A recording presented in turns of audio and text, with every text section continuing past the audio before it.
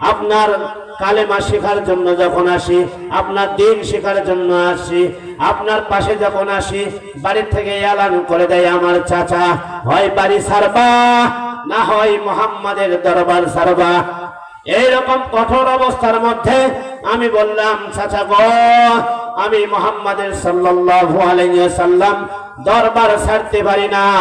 এইরকম চাচা তোমার হাজার বাড়ি আমি ছেড়ে দিতে পারি। নবী করিম সাল্লাল্লাহু আলাইহি ওয়াসাল্লাম এই কথা শুনতেছেন। চাচা বললেন, বের হয়ে যাও বাড়ি থেকে, তুমি যদি মুহাম্মাদকে সন্তুষ্ট করতে চাও বাড়ি ছেড়ে দাও। আব্দুল্লাহ বাড়ি থেকে চলে আসবেন, এমন তো অবস্থায় চাচা পেছন থেকে ডাক দিলেন।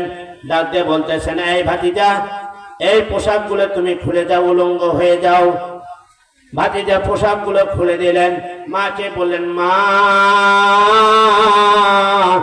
মেহেরবানি করে একটি আঁচল দাও, একটি গামছা দাও, আমি আমার লজ্জা স্থান থেকে মুহাম্মাদের দরবারে চলে যাব।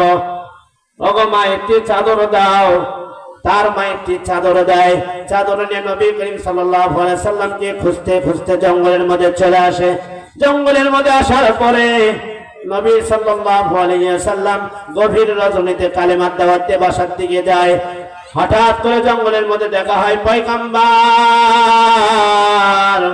আপনার কাছে আসার কারণে দিন কালেমা শেখার জন্য।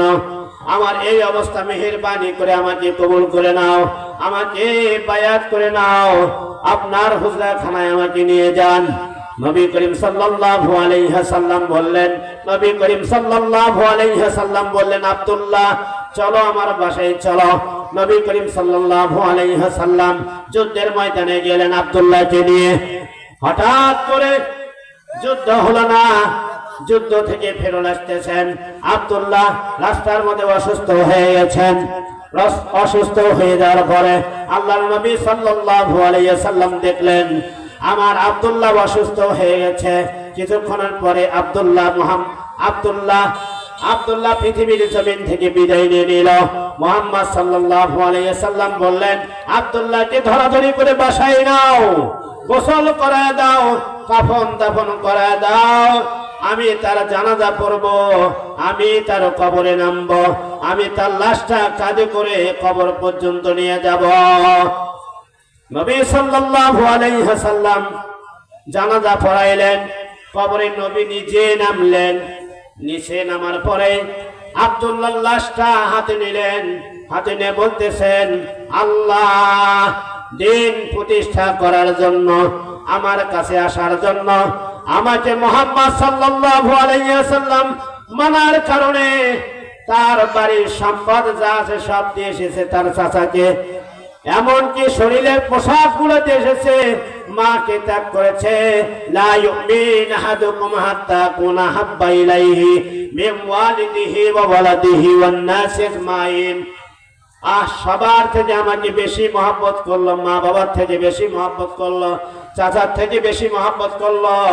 আল্লাহ যে আমাকে খুশি করেছে, তুমি তার উপর খুশি হয়ে যাও। আসমানের দিকে আব্দুল্লাহ লাশটা উঠাইলেন।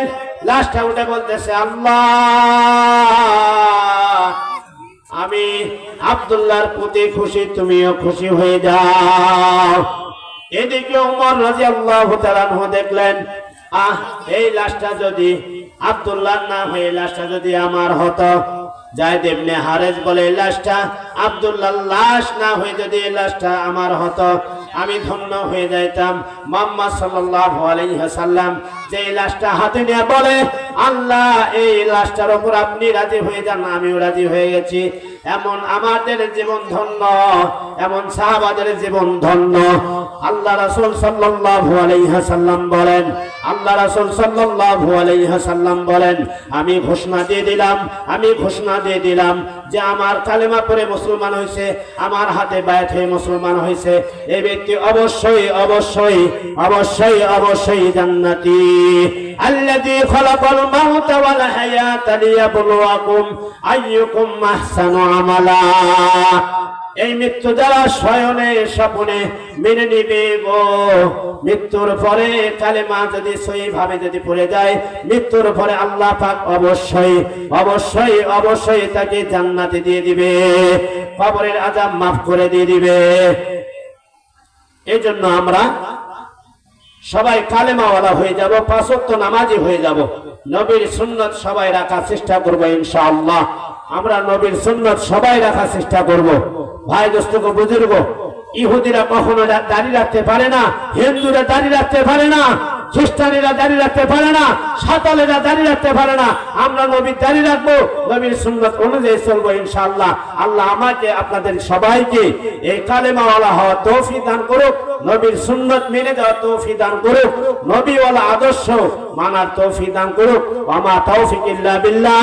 আসসালামু আলাইকুম ওয়া রাহমাতুল্লাহি ওয়া বারাকাতুহু। আলহামদুলিল্লাহ।